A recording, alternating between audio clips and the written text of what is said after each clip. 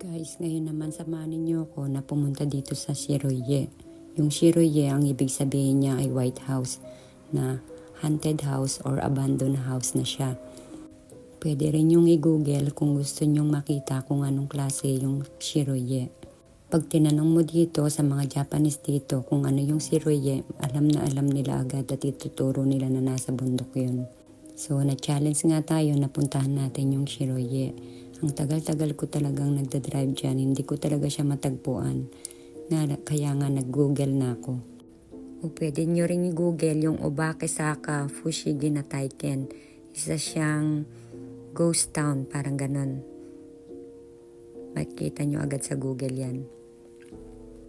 Yung pupuntahan nating White House ngayon ay isang matandang lalaki ang nakatira doon. Isa siyang businessman na nakatira sa isang city. Hindi naman natin nabanggit kung saang city. So, nagbabakasyon siya doon sa White House na yon. Nabansagan siyang White House dahil puting-puti siya. Tapos, dahil nga dyan siya nagbabakasyon, hindi na siya bumalik sa city nila. Tapos, pinaghanap siya ng kanyang pamilya. So, natagpuan nga siya doon sa bahay nila ng mga ilang buwan na siguro kasi natagpuan nila na bungo na nga. Kaya nabalita yan na-news yan yung case niya kasi ilang araw nga siyang nawala tapos natagpuan nga siyang patay.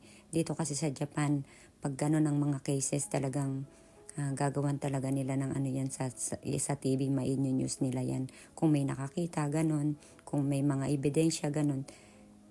Pero pinapaniwalaan nila dahil nga dahil nagpakamatay daw siya.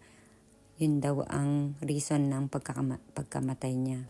Dahil nga bungo na siya nung natagpuan siya, nahirapan na silang mag-imbestiga sa mga cases na nangyari sa kanya.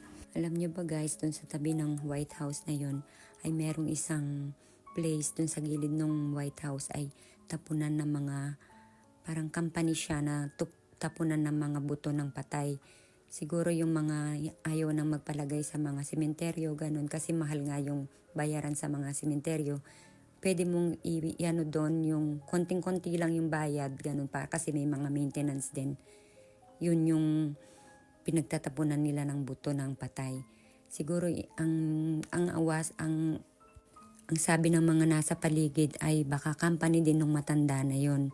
Parang ginawa din ng family niya yung company na yon para sa mga buto. Kasi nga natagpuan nga yung matandang yon ay buto na siya. So, yung lugar na yon ay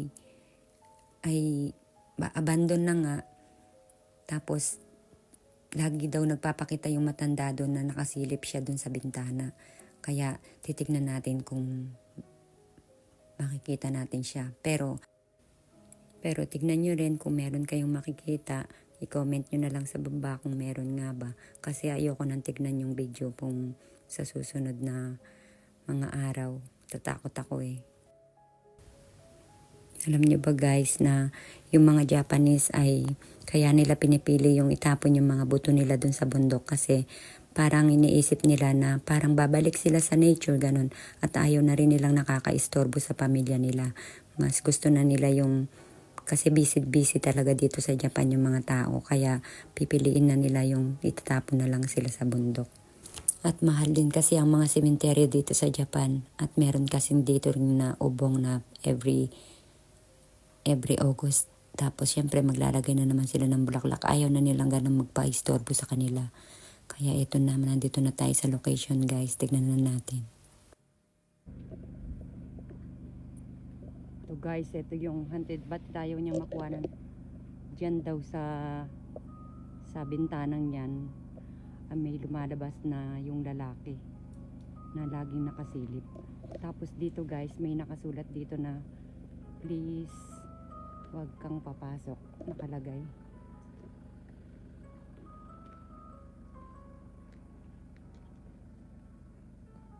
Ayan, may nakalagay dito. Haranay de kudasai.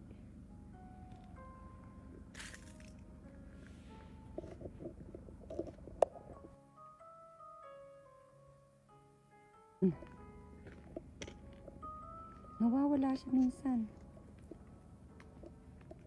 Saan nakukuha? Wala, parang di ako makalapit. Yung camera ko na lang ilapit ko.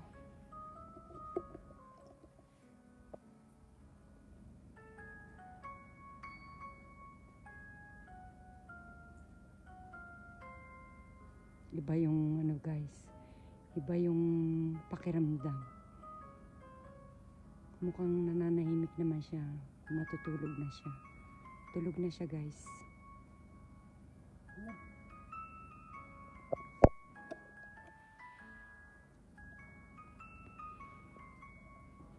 Tapos bigla din siyang sumilip talaga.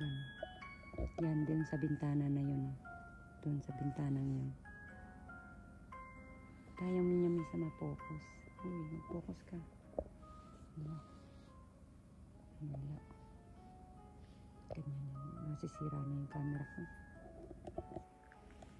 Lapit tayo. Yan, may tao.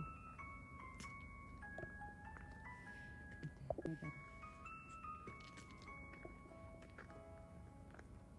Sa part na to, bigla nang namatay yung cellphone ko. Kaya natakot na ako, tumakbo na ako. Kasi ito yung bahay pag umaga.